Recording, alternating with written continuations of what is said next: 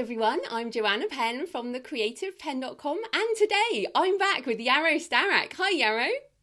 Hi, Joanna. It's great to have you back on the show.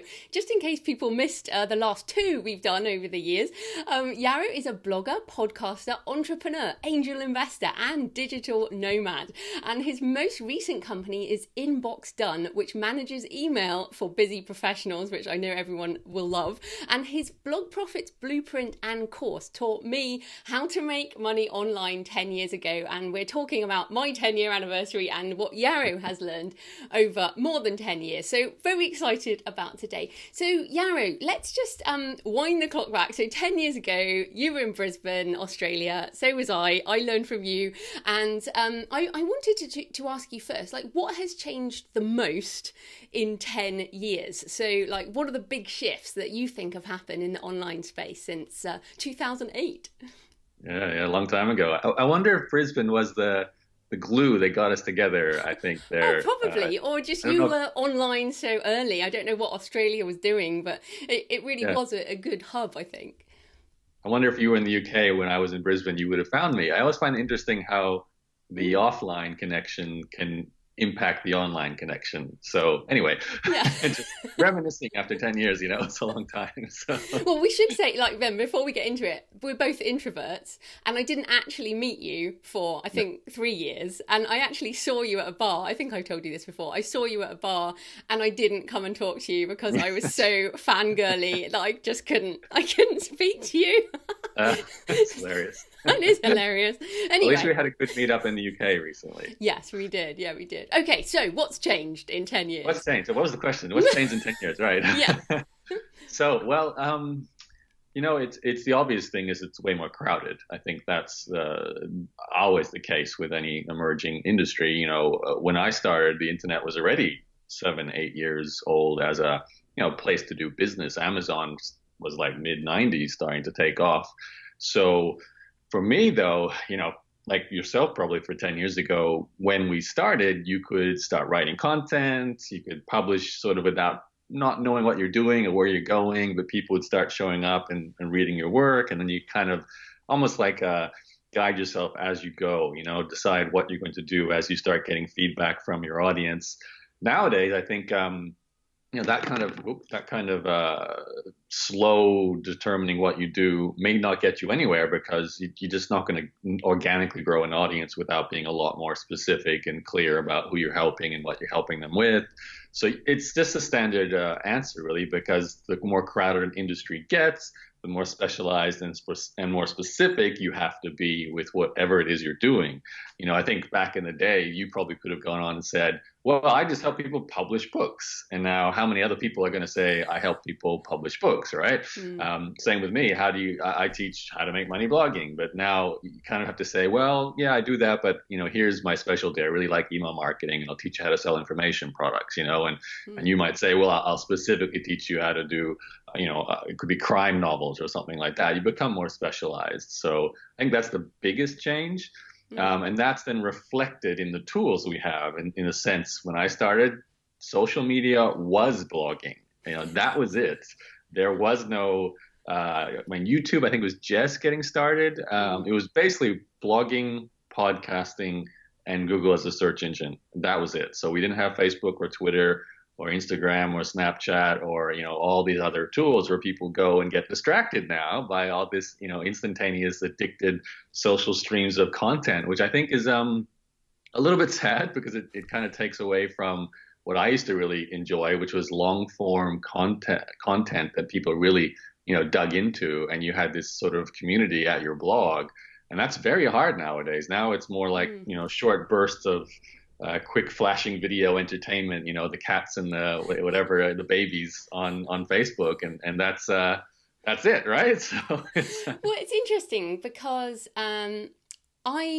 when I first found you, you had the long posts. You still have the long posts, but you also had the audio. So I don't think it was even called. It kind of was podcasting, but it wasn't big then. I used to download your MP3s, put them on my mini iPod, and then plug a tape into the tape machine in my car, which had an adapter to my iPod.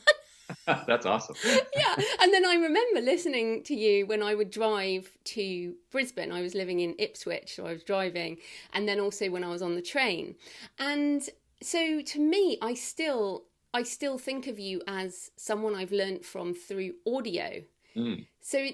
But what has changed, I think, is the rise of audio. And you still have a podcast, and of course, this is my podcast. Yes.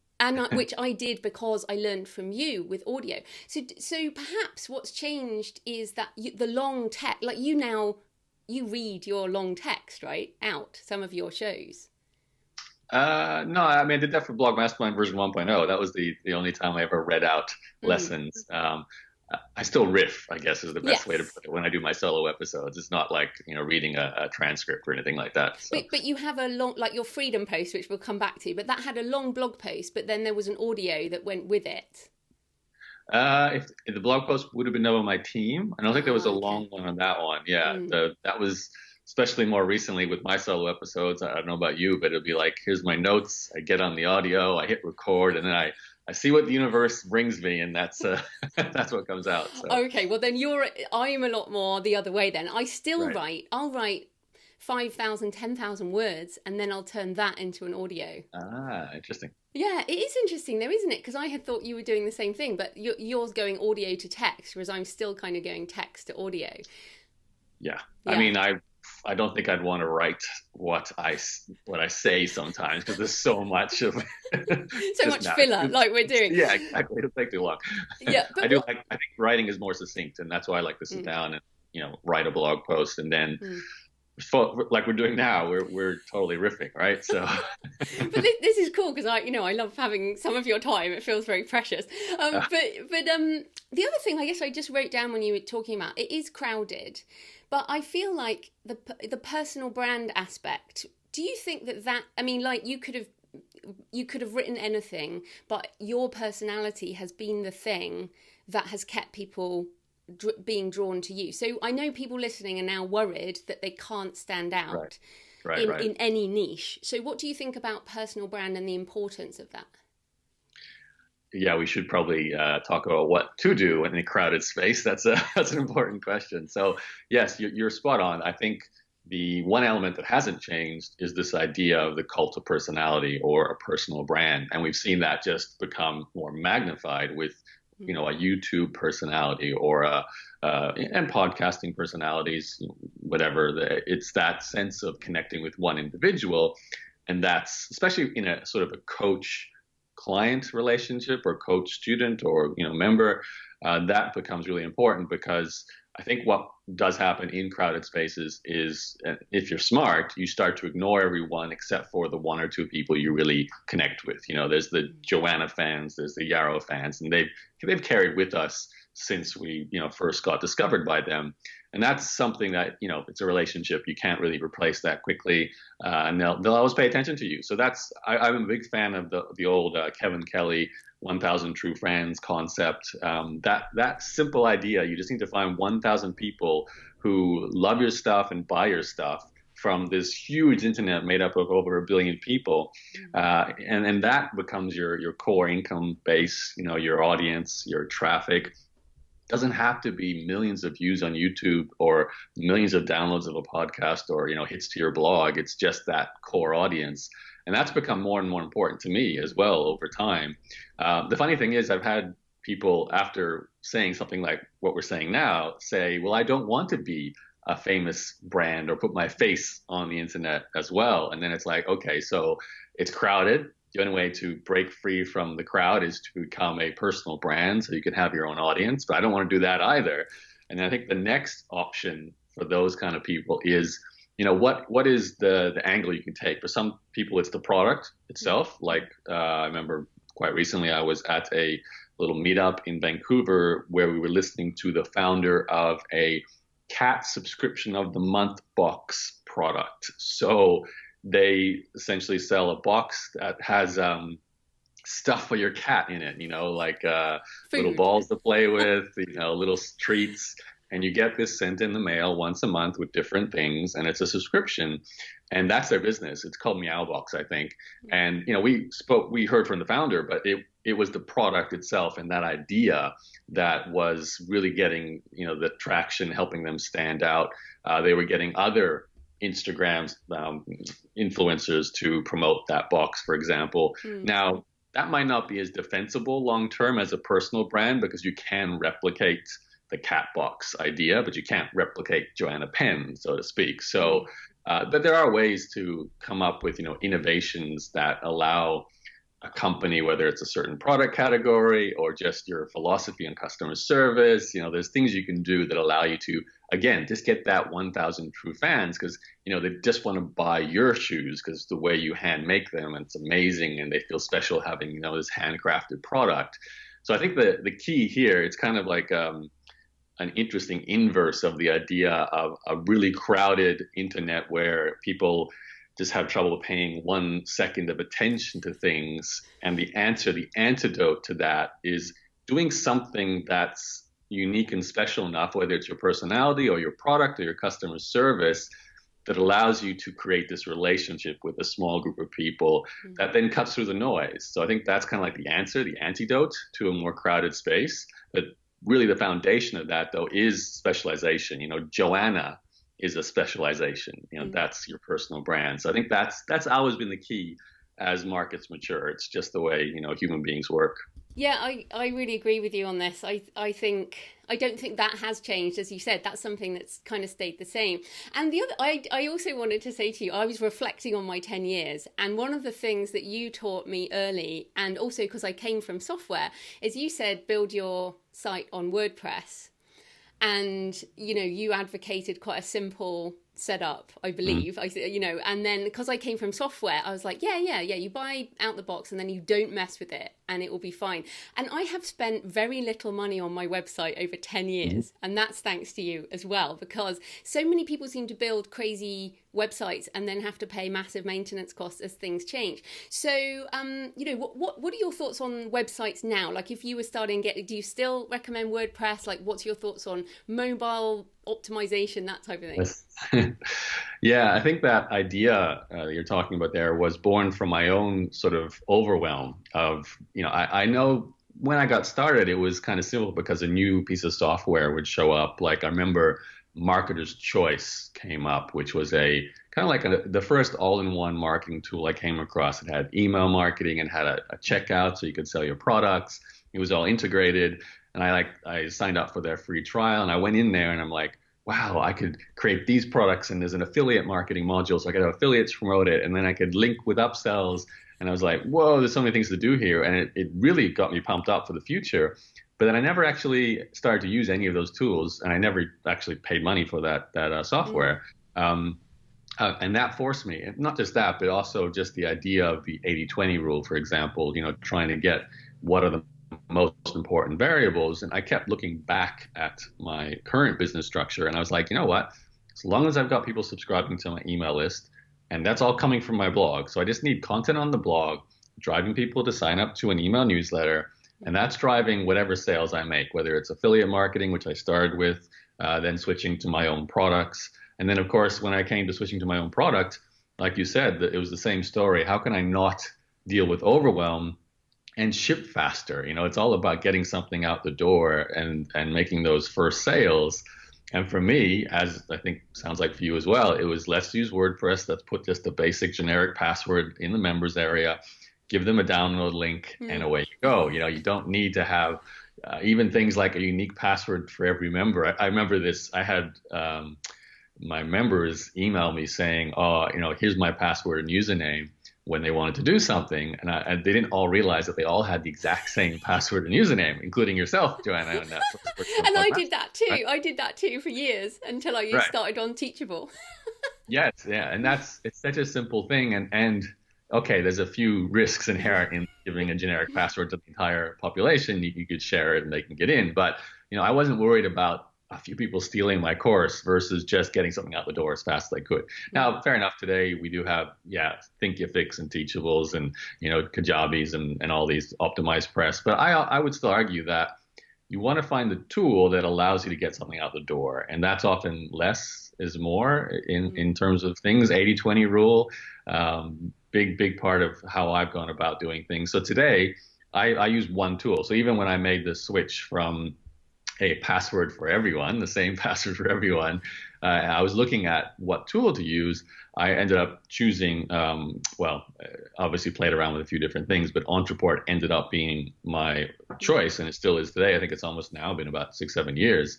And again, although Entreport does a crazy amount of things, and I was kind of comparing it to Infusionsoft around the same time. Tons of our fellow marketers were talking about Infusionsoft, and I think James Schramko was big on Entreport at the time as well. So I was kind of hearing his referral. Long story short, I jump into Entreport. I found it the easiest for me to start using, and that was a huge part of my decision making. Plus, it was all in one, so it did allow me to, have the affiliate program there, have the checkout system there, have the email system there. And I liked to avoid what I call Frankenstein Syndrome, where you're going and you're taking your WordPress and you're plugging into some sort of WYSIWYG design plugin, which then goes to some kind of Samcart or Thrivecart check-in system, which then plugs into an affiliate module with another piece of software.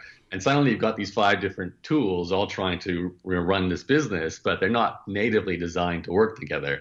And either you, which is a bad idea, you try and figure it out yourself, or your tech bill is just getting more and more and more and more. And I was like, I need to be able to at least do the basics myself first, and then have my one tech person handle the one system. And that's why we're still predominantly the same. We haven't changed. It's really WordPress plus Entreport. That's all I do. And of course, PayPal, Stripe to take the actual money. That's about it. So it's still pretty elegant. Yeah, I think that's really important. And many people listening won't have such a developed business as you, obviously, and I don't either. But even just, some of the basic stuff, I still say WordPress and don't mess with it. Like, don't customize even the theme, because you get, right, the next upgrade and then it breaks and it costs money. So I really like that. That's awesome. So I want to ask you about freedom, because I think, again, this is probably why I was so, into your stuff from so early on, because I heard you talking about the freedom that you had, and I was like, that's what I want. And it's still my number one value. And you did this brilliant episode, which I'll link to in the show notes, an audio with a blog post about freedom. But this is something that I think is almost like a dirty secret of running your own business. It's really hard work. And I think often I feel like I definitely work more hours than I ever did in my day job. I'm more fulfilled, but I work more hours. So can you talk about freedom and work and how you've managed that balance over time? I'm sure you really love the work you do, though, Joanna. So it's not really work, right? So, I do. I love it, but I definitely do more hours. Of course, yeah. I found myself, especially more recently, as I've kind of been transitioning businesses, where I've had some long stretches where I didn't actually have a lot to do. In the past, it's like I've always been, writing a book, or preparing a course, or preparing, some sort of training materials, or even just writing blog posts. And it's funny because when you take maybe what was your core activity away, you're kind of like, well, how do I fill the hours in my day? It's like, it's not a bad problem to have, but it's a weird kind of situation to be in. So I think the best way to answer this question, though, it really is to go back in time, because I think, like probably most people listening to us, the early phase is a lot different to the phase I've been in more recent years. Early phase is you got to make your money, right? Like I think in the audio you're referring to, the podcast I did, I talk about these 3 types of freedom that you strive for. The first one being money, financial freedom. It's obviously the most pressing one for everyone, certainly was for me in the first few years online. So that's when you kind of like trying to figure things out, trying to make money. You might be having some ideas that work, some that don't, probably very likely some that don't, definitely some that are very slow to get anywhere. That's obviously one of the most frustrating things, is that slow pace. So, as you know, my story, I had this card game business, and I had this essay editing company, which then eventually led me to blogging. And we're talking 7, 8 years of my life there, trying to get, these different businesses and income streams going. I had a couple of part-time jobs mixed in there during the early days. So that eventually led to what I have done for most of the last decade plus, which is blogging and, selling a course and selling a membership site and ebooks and so on. But that was 9 years to even reach that point where I was, I guess, had the experience, the knowledge to start sharing information on the blog. So it's very much compounding. Now, what I was striving for, and this was something that kind of got a little bit, I guess, developed and nuanced as I went along to realize what this actually meant to me. But I knew in my mind at the start, I don't want a full-time job. I never want a job. I don't want to be in someone's calendar and have to work to their schedule. I don't want a capped by the hour or even, yearly salary income stream. I want control over my time, control over my money. And that was my first two goals. That's actually the second of the freedom steps, which was time freedom. So money freedom and then time freedom. So I was very focused on those two with everything I was doing online, must avoid full-time work. Then as I started to get some traction, start to get some momentum, most people, if you're lucky, will get to the point where you're, I guess, busier than you want to be, but it's because you're actually being successful. You've got customers, you're making sales, you've got people asking for interviews, you're thinking about, I should write a book, I should release a course, I should get more affiliates, I should do this partnership. You got a lot of things, I should speak on stage. Suddenly you're succeeding, but your time freedom has disappeared. Your money's probably gone up, but you've started to hire a team. You're trying to train them. So you've got far less time freedom. And I went through, that phase as well. It's exciting. I definitely prefer that phase to the I don't have any money or no traction phase. It's a lot more fun to have customers and make money and then, deal with the aftermath of success. So, but for me, I was very cognizant of the fact that I'd seen other business owners burn out. They were working, as you said, or maybe even what you're doing, more hours than at a job. And I wasn't looking to sign up for a 12-hour a day, pay myself a salary situation. I wanted to also be in control of time. So I, from an early on stage, looked into, simply put, leverage. I read a lot of books. The E-Myth was a very important book in terms of working not in your business, but working on your business. I wanted to be like an entrepreneur that owned businesses, not a freelancer or a consultant or I guess a sole trader who runs a business, but it's really just you or just you and a small team, but you have to do most of the work. So, for example, my essay editing company, we had contract editors doing the work. And then eventually I hired an email manager to do all the email and the customer service. So that business became what nowadays is very much known as a 4-hour work week business, thanks to Tim Ferriss, but this is before Tim had written his book. Excuse me. And then after that, as I moved on to blogging, even with that, I remember watching, Darren Rouse, our friend from Melbourne, he would just be working so hard. And I was like, he's getting huge results. He still has much bigger business than I ever had. But I remember watching how much time he put in. And I was like, I don't want to follow that path. I need to find a way to kind of leverage smarter systems, or I won't say smarter, but more leverage business models so I can, step away from having to feel like I've got to publish, 5 blog posts a day or something like that. So that's why I started looking at email marketing and selling digital products, because you could set up systems there where those products sell themselves. Don't get me wrong, you got to work really hard to create the course, to create the audience, to grow your email list. There's a period of time where you are hustling and really putting in the effort. But I stopped doing that, I think, after about my 4th year, 5th year of blogging. I built up the momentum. I had this sort of flywheel turning. I had an email list. I had a blog ranking well in Google. My list was always growing. My courses were finished. So I could start sort of throttling back a little bit and just letting these things kind of sell themselves. Now, I could have, as a lot of people do, once you reach, I made $500,000 a year in 1 year. And then the most obvious thing is I got to get to $1 million. And I was like, let's just stop and ask myself why and what am I going to have to do to get there? And that was a big turning point for me. About my 4th, 5th year of blogging, where I'm like, there is another layer here which will get me busier and make more money, but it's not going to substantially change my life, because it's not actually that much different to make $500,000 to make $1 million a year. You're already doing really, really well. And I was like, I don't think I want to take away all this time. So that's when I kind of realized I'm now in the fortunate position that I can focus on time freedom. Financial freedom is ticked off. Let's look at how to structure a business that allows me to just do the 1 or 2 things I really like. So I still wanted to write. I still wanted to do podcasts, but that was about it. So I kind of pulled back on anything heavy growth. And then, fast forward to, I guess, the last 3 or 4 or 5 years, I've taken that to the next level, where I've started to invest in new businesses with partners, another form of leverage because, I bring something, but they do the day-to-day operations of a business. So I have a solar energy company that my partner is getting up and running. And the one you mentioned at the beginning, Inbox Done, it's kind of like my main growth project at the moment. And I'm out there talking about it, promoting it. I certainly do a lot of the sales and the marketing. But Claire, my co-founder, she's running my team or our team. She's supporting all the clients. She's managing everything. So she kind of runs the business while I try and keep it growing.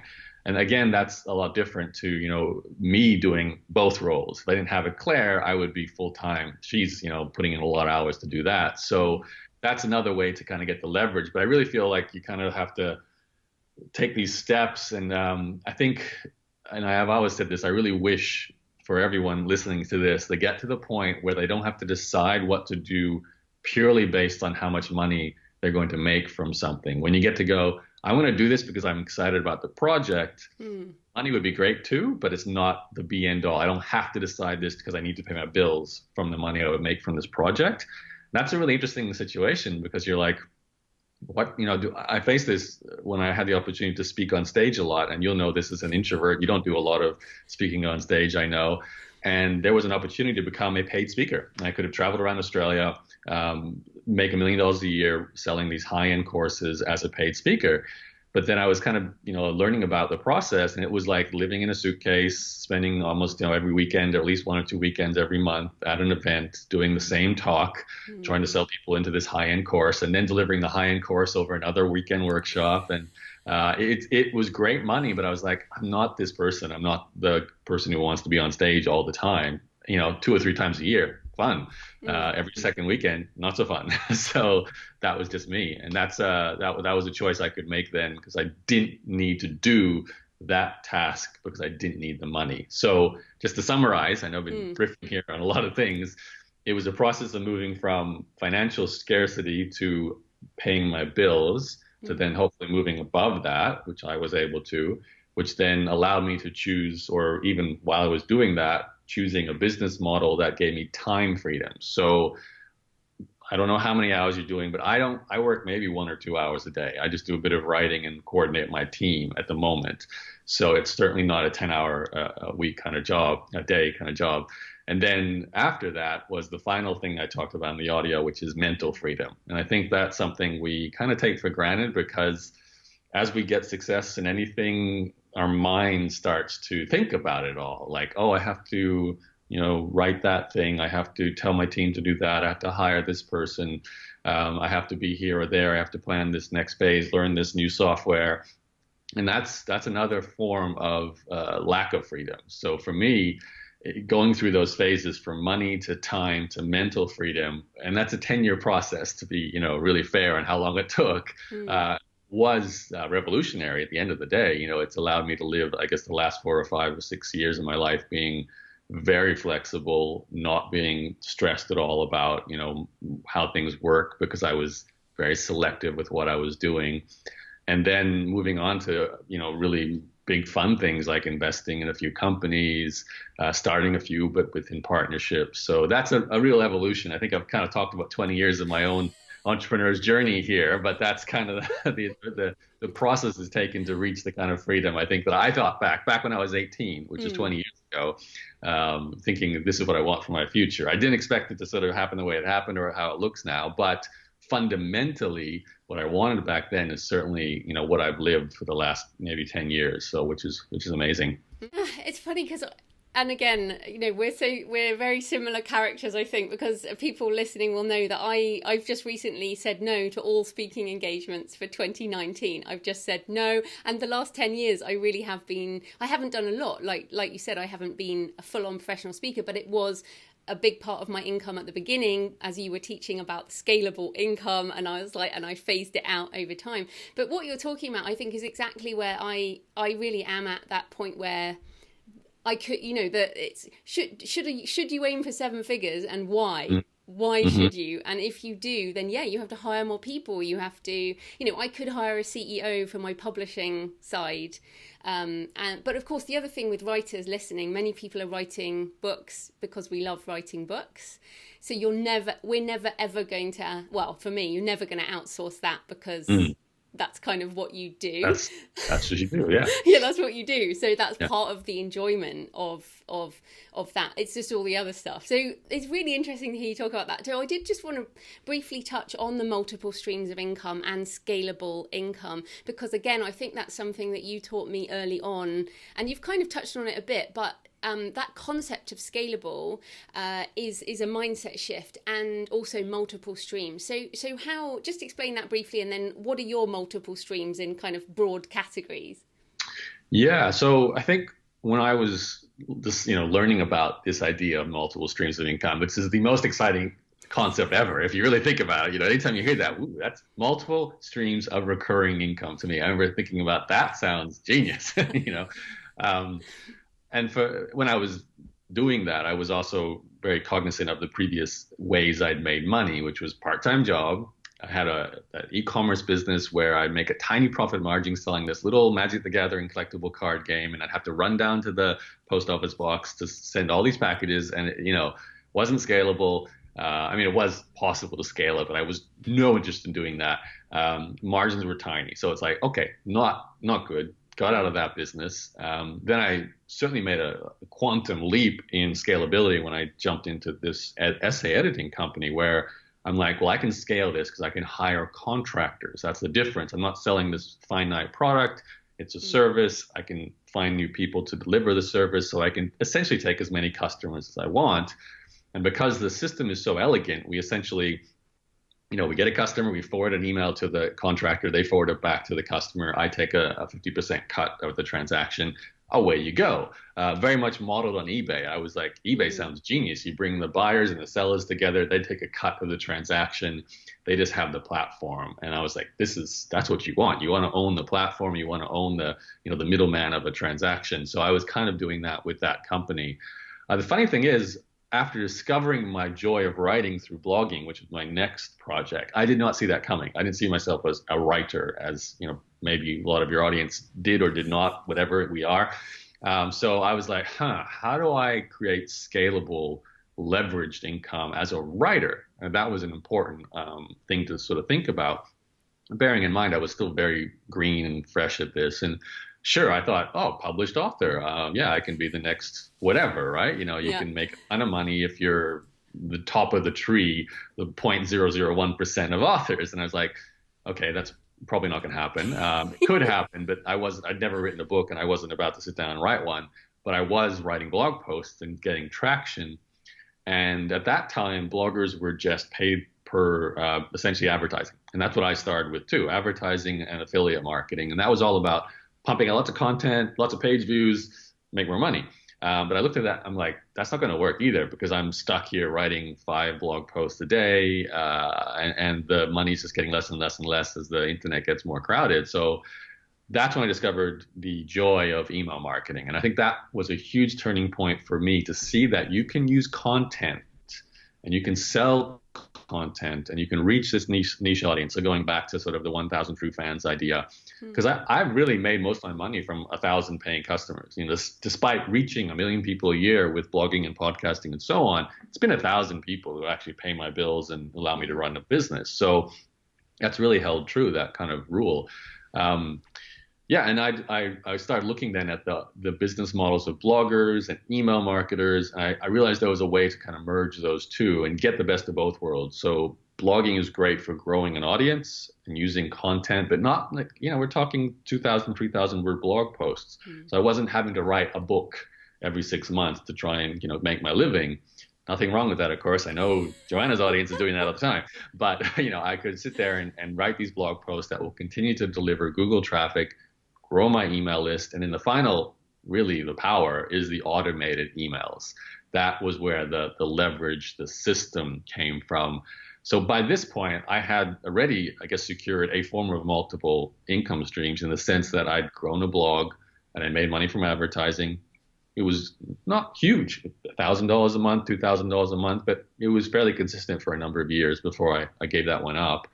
Affiliate marketing was great too. At one point, I would make almost 100,000 a year just recommending other people's products using my blog and my email list. Before that, I'm selling services with this essay editing company, and there was some crossover where I had that company at the same time as I was blogging. So, there already was this point where I'm like, oh, I've got a services company, I've got digital products that I'm selling on my own, I've got affiliate products that I'm selling from other people, and I've got advertising on my blog and making money from that. So I was already realizing that multiple streams of income are really a byproduct of creating some kind of value in the world, growing an audience. And then you can decide, how do I want to create income from this? So eventually I got rid of some of those streams, advertising, and I stopped doing very much affiliate marketing just because I didn't find those as high return as creating a digital product, supporting a clientele, launching a course, really diving into that. And then fast forward, using autoresponders, so automated email sequences to deliver a series of content that you wrote. I've got some series that I wrote 6-7 years ago that continue to deliver value that sell a product.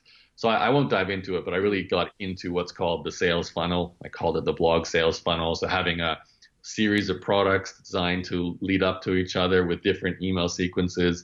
And I just spent a couple of years creating a machine, essentially, that was content that's evergreen, that is valuable and free, that promotes my products. My products sell on autopilot, they're digital, and people go in and take a course. And for a long time, especially the last sort of 4 or 5 years, the only job I had was a little bit of coordinating my team, but even that, I had a project manager.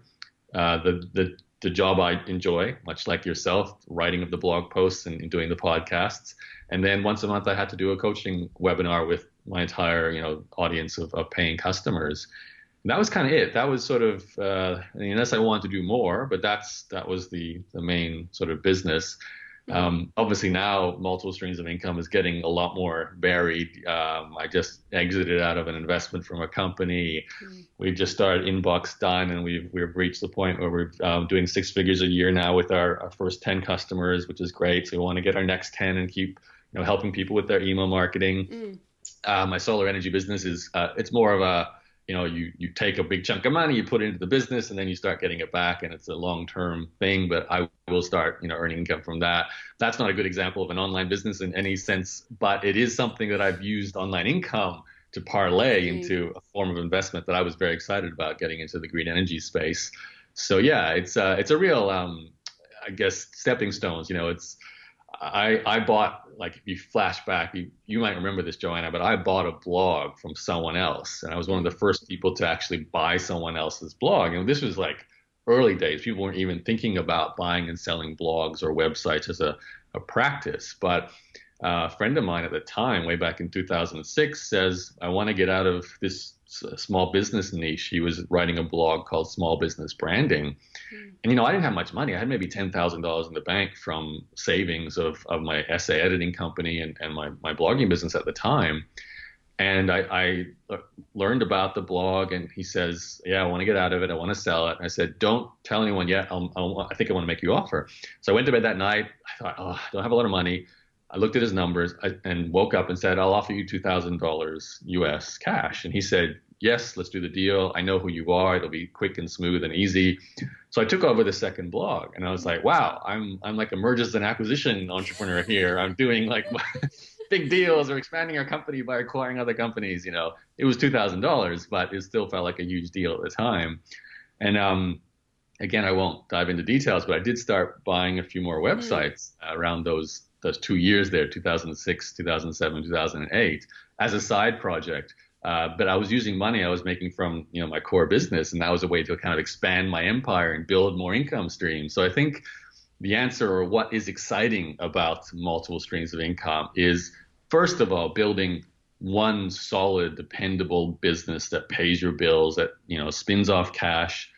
Try and use a leveraged, systemized business model so that you can step away from it. I think that's more important than anything, being cognizant of the fact that if you want to break free, if you want to do more income streams, if you want to do investments, your business can't be something that takes all your energy, because you're going to need a little bit of time to vet these other investments, to, look at partnerships and being able to participate in them.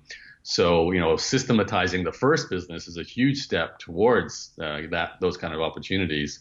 And thankfully, at that time, I got that little taste of buying another business, which has led to kind of expanding my mind on the possibilities of what you can do when you have one solid income stream or one solid business, already running.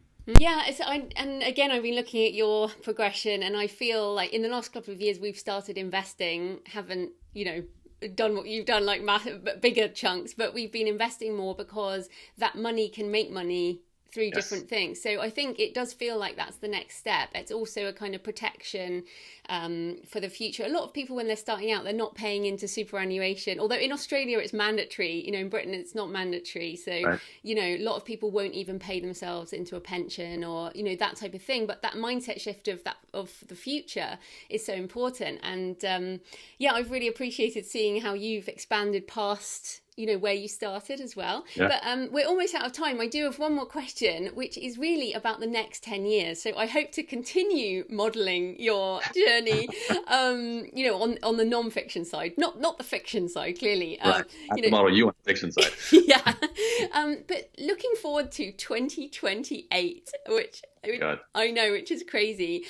Is there anything like you're excited about or you can see coming for people like us who work online, or, any thoughts on like the next 10 years? Oh, it's funny because I'm about to turn 40.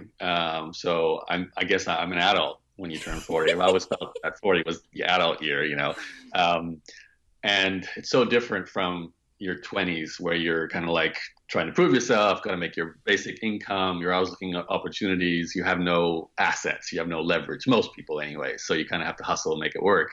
So you look at things with very different eyes to now where I've got assets. I've got, some businesses. I'm not like hungering to dive into something straight away, especially if it requires a lot of my time. It's more about how can I partner with people, or how can I find, newer, exciting, bigger ideas. So now it's to answer the question. I think if I was looking at the world through new eyes, got to make my first business work.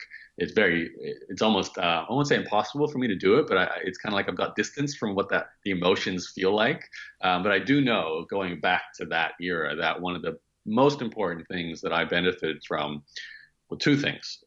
You're going to like the first one, books. So for me with books, reading about other entrepreneurs and how they got started, I think that will always be a hugely beneficial thing to do for anyone who's, just getting started, looking for possible opportunities in the future. Because, I read about eBay, and I read about Amazon, and I read about Napster, and I read about, some of these early companies, which made me look for opportunities. I wouldn't have done this essay editing company, 15 years ago, if I hadn't read about a guy who did something similar in the United States.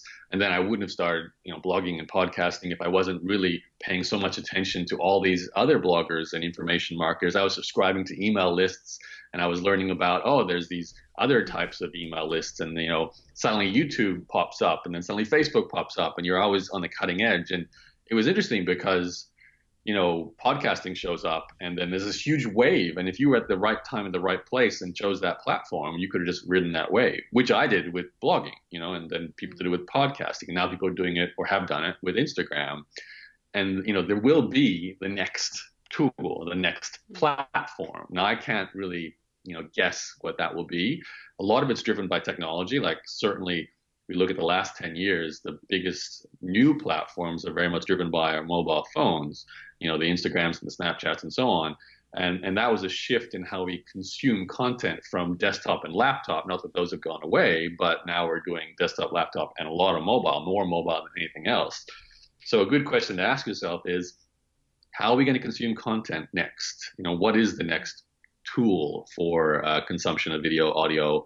What comes after the smartphone? And I've kind of tried to think about that myself, going how, we do talk about implants, but I think that's a little too invasive for most average people. I see the devices getting more implanted in our everyday life, a bit like the Minority Report, where you got your little screen popping up, or your kitchen table has a screen on it, your fridge has a screen on it, the Internet of Things. So that's kind of an interesting idea. Like, if I was really interested in using I guess, the internet, and then it's called the Internet of Things, IoT, basically. So looking at our house and where would the internet be useful?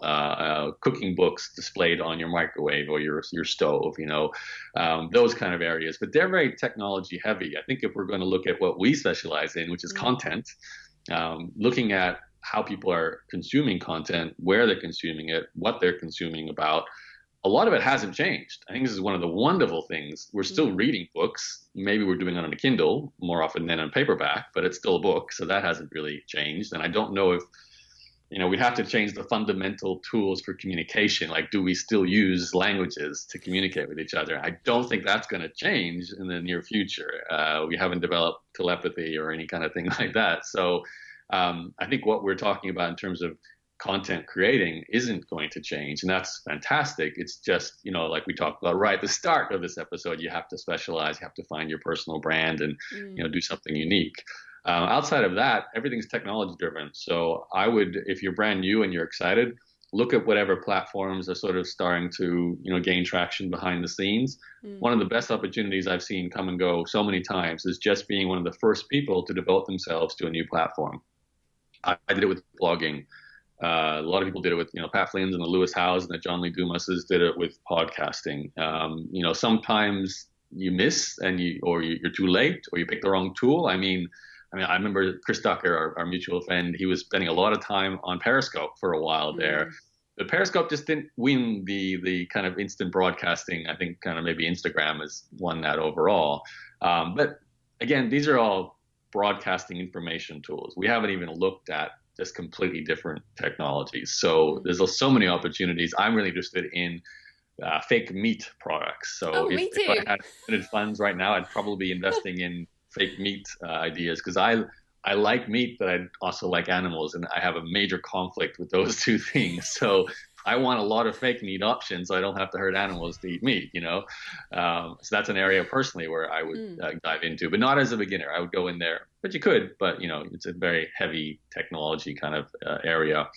I think for our people, just looking at what topics and what platforms are kind of starting up, what apps are gaining traction. You don't have to be the developer of an app. You can just be one of the first users or an early user of an app or a writing tool. Think about Medium. I would have saw that, and I don't know why that did well versus all the other kind of shared content platforms. But if you were one of the earlier users to Medium, or even maybe today, if you just spend enough time there, that's kind of like a place where you could potentially grow a large audience. So it's going where the attention is going. And that goes to usually the innovative ideas, the innovative technology.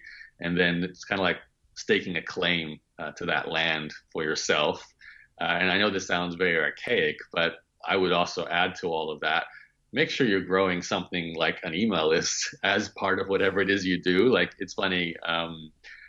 It's not mandatory for every business model, but I think if anyone's focused on content as an author, a blogger, a podcaster, a YouTuber, we all need the email list as kind of like the glue that keeps it together. So I would remember that, even though it's the oldest technology of the internet, it's actually still the one driving most of the sales, which you probably experience every, Black Friday that comes around, and you get all these stupid emails of all these products that you can buy. So it's still driving a lot of the commerce online.